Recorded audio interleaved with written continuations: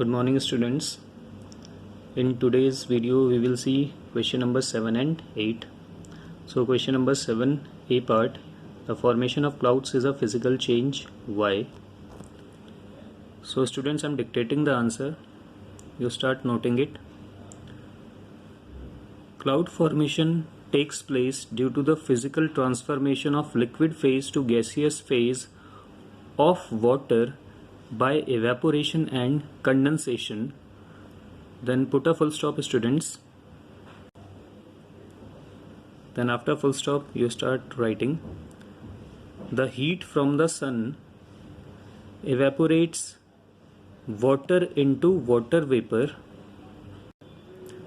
and the water vapor later condenses, which forms tiny water or the cloud droplets. Then once again put the full stop, and after full stop once again you start writing. These smaller cloud droplets collide with each other due to various reasons and forms bigger clouds. Full stop. Now students, I mentioned cloud droplets. So droplets spelling is DROPLETS.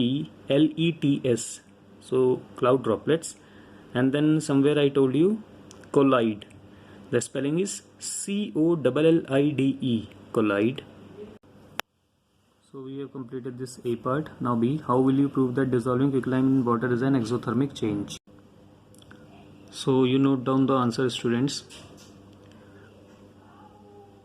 Quicklime, when is dissolved in water, a chemical reaction occurs with the evolution of the heat. Then put a full stop. After full stop you start writing. The heat can be felt after touching the container in which quicklime has been dissolved in water. Then come to question number C. Write any 5 differences between physical and chemical changes. Students, you can see the answer on page number 25. The topmost left hand column you can see physical change, chemical change. So these 5 points you need to write in the same way. That means in the tabular form you need to write.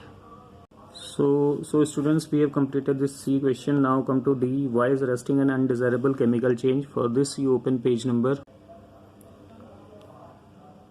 So page number 24.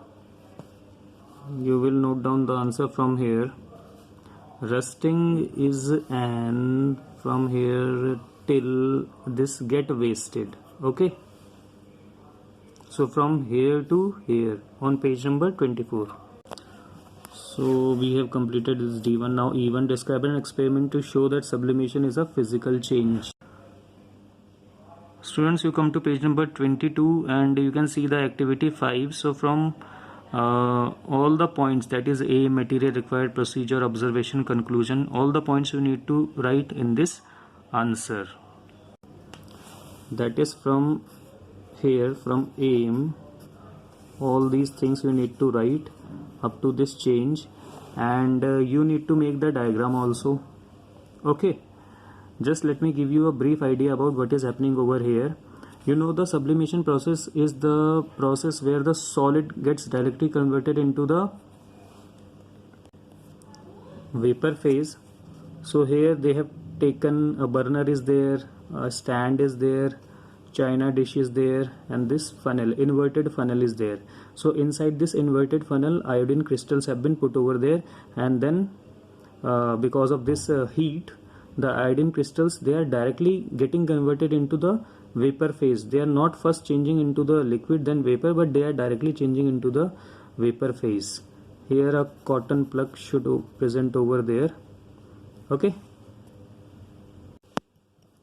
so we have done this.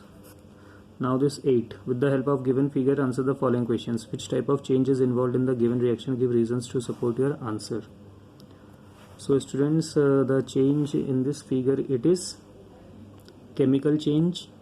So it is a chemical change, and the reason is that the marble chips, they have been reacted by or with acid, and CO2 gas has been produced.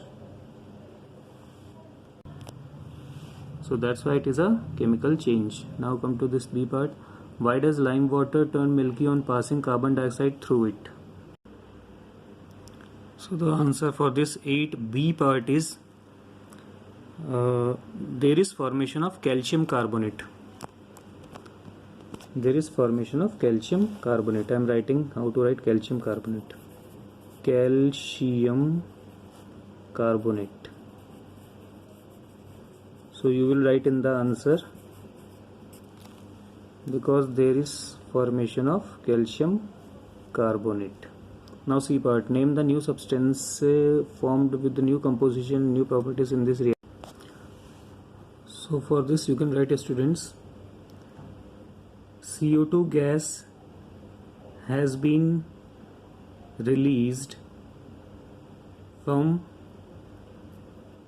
solid marble chips and liquid acid. Okay, this much you need to write. Now students, come to page number 28, section B. First part. Both the tearing of paper and the burning of paper are irreversible changes. How are they different from each other? So the answer is that the tearing of paper is an irreversible change because the torn out paper cannot be rejoined in the same way as it was earlier before tearing of the paper. Then you will put the full stop, and then you will once again write, burning of paper is a irreversible change because after burning, ash is produced along with some other gases like carbon dioxide, which cannot give back the paper. Then full stop you will put. Then students, answer for this B part. It is a chemical change. I'm just dictating the answer, you note down. It is a chemical change, full stop. This is because the water has been decomposed to form hydrogen and oxygen, and hence chemically new molecules have been formed. So we have completed this A and B. Now C part. How can the formation of rain be regarded as desirable as well as undesirable change? So students, note down the answer. The formation of rain can be regarded as desirable change when it irrigates our agricultural fields and also fill up the water bodies like dried lakes and ponds. Full stop. Then after full stop you write, rain is regarded as undesirable change when it brings flood. So now we have completed this C. Now D. So why does sweat evaporate faster when we sit under a fan? So students, you note down the answer. I am dictating. The sweat evaporate faster when we sit under a fan because the air from the fan keeps removing the water vapor from the skin. Full stop. Then after full stop we will go for this part. Why do we feel cool after the sweat evaporates? So after full stop you start writing, the evaporated water takes away the heat from the body.